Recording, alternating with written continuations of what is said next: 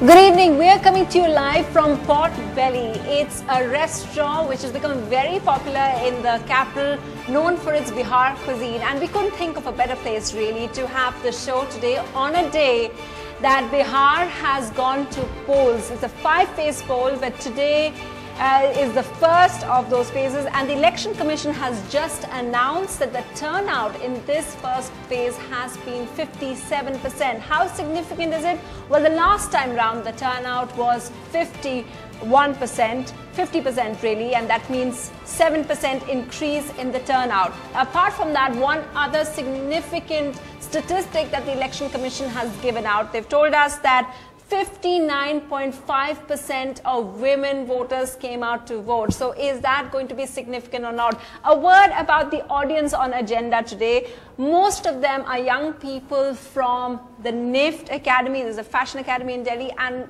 most of them are also expat Biharis. Our guests definitely are. Let me just introduce you to them. We're all going to talk about Bihar elections. Kamna Prasad, who's a filmmaker, Vimlendu Jha, who is an entrepreneur and environmentalist, and Chandra Bhushan, who is a writer. Now, the first talking point really is that young voters, everybody is talking about the unprecedented number of young voters. We've seen that in every election of late, but in Bihar, a lot of young voters as well.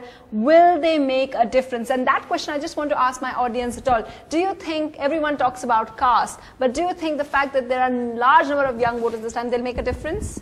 I think surely this will be making a difference, because when what we saw when we were contesting for the national elections, BJP rode on like youth votes, and youths, because youths are the person who have their own rationale. They are not going to go on caste, they are not going to go on anything else.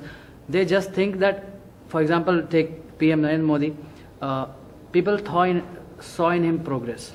People saw development in him. People saw a face in him for India. Yeah. So youth voted for Narendra Modi. So I think, but one person said that it's not going to be any different. Who was that? Yeah. Why do you think it's not going to be any different, even if there are so many young people? As far as youth are concerned, around 30% of the 55 million voter bank what Bihar is having, they are youth. But the thing is that Chirag Paswan, who is the son of Ramvilas Paswan, once in a rally he was telling that youth should be the center of transformational politics in Bihar. And after just 2 minutes after he told that the youth of the Dalit class are not getting enough opportunities. So we should work on that. This Dalit word, what he gave, yes, that gave the importance that he is giving importance to Dalit, because that's a great observation. Is having a vote bank of Actually, Dalit. Before I turn that over to the panelists, I just want to say that the best kind of audience that you can get are people from Bihar, because it really, and I'm going to use that thing which has become very, very controversial about Bihar DNA. Don't you think politics is in the Bihar DNA? Wouldn't you say that? Yeah. Vimlendu, what do you think is kind of the difference that the youth vote, which everyone is really hyping on, is it really going to change things around, or are we reading too much into it? See, one is, of course, when more and more young people vote, they are not going to be as stuck with issues of identity, of be it religion or of caste, as much as others would be. Perhaps this is aspirational young people that we're talking about, who aspire to really, they also imagine a better Bihar, a Bihar which is not treated as a downtrodden, one of the most disadvantaged states. So, and when so many young people actually vote, then there are two things. One is, of course, they hope to have a better Bihar, and they want to contribute towards a better Bihar, which is not only about caste, and which is not about lathi, and which is not just about bhains and gai. It's actually about roads, it's about employment, it's about factories, it's about good environment, it's about good river, it's about everything. It's about people and their well-being rather than politicians and their rhetorics. And that's where people have come out, as in, be it young people or be it women, when they've stepped out and are voting this time. And so you're optimistic? I'm very, very optimistic. Are you as optimistic? No, I don't think so. Actually, Bihar is quite divided society, very much divided society. And you can say that this optimism of a future is just a single cartridge which fires one time. And Modi fired that, Narendra Modi fired that in last general election. And it is a misfire of a kind. So this is the problem. What are you specifically referring to? Particularly, I am saying that regarding industries, regarding anything particular which you could say for futuristic vision of Bihar, we have not got anything like that.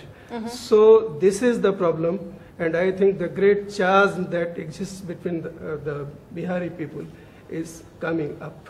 It is coming up, yeah. Okay, you wanted to add to the, yeah. I have a point. This is only a year after Narendra Modi is in the government, in the PM, and for Bihar he has given around 1.6 thousand crores, 100 crores of package, and the FDI is giving to India, which is very important for the strong hold of the Indian currency. And without that, no factories and no other markets will be opened for India. So I think the government should be given more time to... I have a small point. Yeah. You know, as in, one thing is that to look at when say almost 60% people have voted, 57% people have voted, and lots of young people, they would vote to vote in someone or vote out somebody. The fact that they're voting, they're exercising their vote is, I think, a great phenomena. And if you see a 10% increase in the number of people who are voting, so I'm whoever it could be a Modi or it could be Mahagathbandhan. Yeah. But the fact that people are really voting for someone, as in that, there could be a different reason. You know, I wanted to ask you, 57% when in an election which we are all talking about. Correct. And at a time when Delhi is looking 75, at 75, Himachal, we saw such high numbers over there. All across we are seeing, why is it still so low? Because people are out, right? As in, lots and lots of voting population, educated people are also a big migrant population. Okay. That could be one reason. There could be other socio-economic reasons that perhaps disempowers people from voting, or sometimes people are not allowed to vote. So there are different reasons. No, there was a time when people were not allowed to vote, or they were not really interested in voting. Yeah. But it's not so now. I have seen that, people, and especially youth, even if they're staying in and around Delhi or Bombay or anywhere, they go back to their village to cast their vote. So they do, yes, they're becoming serious about voting. And they are becoming serious about development. Yeah. Because, Nitish, of course, is showcasing what he has done or what he would like to do in future. And Prime Minister Modi is trying to showcase what Nitish has not done and what they would like to do in future. But, बहरहाल, ये है कि फिर वो रुत 5 बरस बाद पलट आई है, दरो दीवार से वादों के शजर उगते हैं. So this is happening, it happens, Bihar sees it but they are smart now. They are much smarter, but someone was telling me about the education thing over there. Yeah, go ahead. As we know that the northeast part, not the northeast but the east part in which the Bihar is located. So it is a very densely populated area, and the most of the people are there, the youth. So, and it is also backward because literacy rate is not so much in that. So there the youth of that place become a ball, like in which part it will get. So it is for the politicians and for the shapers of the law that how they want to use that. Okay, now it's interesting, everyone's talking about young people. What's made a lot of news as well are the kind of young netas that we've seen, which is our next talking point really. We've seen the second generation come in, we've seen Lalu Yadav's sons come in. Chirag Paswan has been there for some time as well. The thing that we want to ask is that when these next generation comes up, and perhaps, I already have my answer in what you said about what Chirag Paswan was talking about, but do we see new politics, or is it still the same old politics, no new ideas? Chandrabhushan, you want to? You see, 2 sons of Lalu Yadav are contesting the election, Chirag Paswan and... Yes, so this is the general case, but the other front, the left front, all the left parties have come together, and I have seen that a lot of young people are contesting on from the left side. Yes. Okay, so basically the media is not seeing beyond the family. Media is quite dumb regarding that. Really? Which is why we've got all of you, the experts, real experts, to talk about it. Okay, so the left has new people, but then the left also had new leaders in the Bengal elections, which were participating. So the left always does new ideas that way. But in the other traditional parties, do you see new leaders coming up who are talking any new things? Do you see any kind of new idea? Has a new idea struck anyone? Yeah, you wanted to say something. Go ahead. Even though new people or youth is coming forward for contesting elections, I don't see a very new point coming on which is directly talking towards in the direction of development or something. It is more or less the same politics. And also for the youth, it is incredibly difficult for people like us to contest in elections and reach to that level where we'll be... Where, in Bihar or in general? In Bihar specifically. Why is that? Maybe because the political background should be a main concern if you are coming forward or something like that. Okay. Yeah, you wanted to say? Actually, I want to just add one point that we are all talking about the youth, but see the percentage of women who are coming to vote out. So the change is coming, but it's not coming from the political families or the established netas, but it's coming from the janta. Because now women are coming, so it is sure that for the next phases, because they all will say that large number of women are coming to vote. Yeah, 59.5% of women are coming out. That new ideas, new type of agenda will be there in this coming phases, because the political leader will think that they will have to talk about women, because women percentage is more than the average percentage which we are getting. So so people tend to be cynical and say some people are cynical, some people are hopeful. Yeah, you wanted to say. Okay, I want to say that I thought that in this election there will be a complete change in Bihar voting. You can say voting turnout. Like if you analyze the Bihar election, when you go and compare it with previous elections like in Haryana and Delhi, it was like a complete surprise. In Haryana, like BJP got like more than 47. That's right. Yeah, they both threw up new things. And in Delhi, yeah.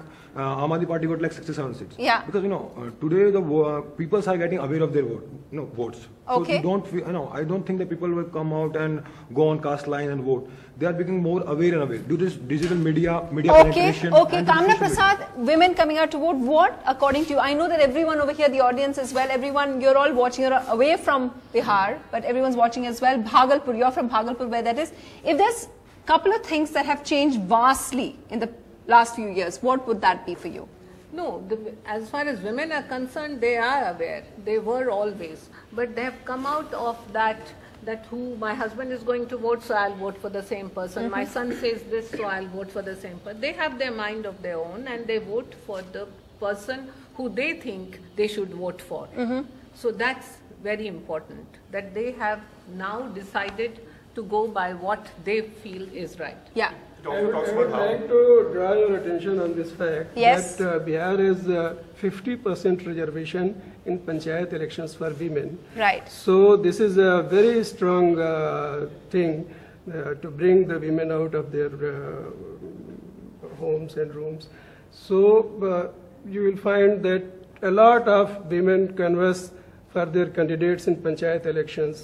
So this is the real change. When you go in any Bihar village, you will find that the rural women who did not go outside their homes, they are quite active in politics, quite active in all the activities concerned with villages. The young lady behind you is nodding away over there. Do you see any kind of change from when you go back home? Yeah, there has been a change in the women. How so? Yeah. Earlier, people were not aware. Now they are becoming more aware, as far as I have seen. But are they still thinking about caste when they're voting? In some areas they do. They are not really literate as they are supposed to be, but still they are trying to move on. Okay, we're going to take a short break now. When we come back, what is the most defining moment, the defining factor? Remember, couple of things happened, the whole quota issue, the beef issue, all of that happened, and of course the very interesting and controversial DNA of the Bihari comment. But what is it that's going to decide the Bihar polls? We'll be talking about that in just a bit. Stay with us.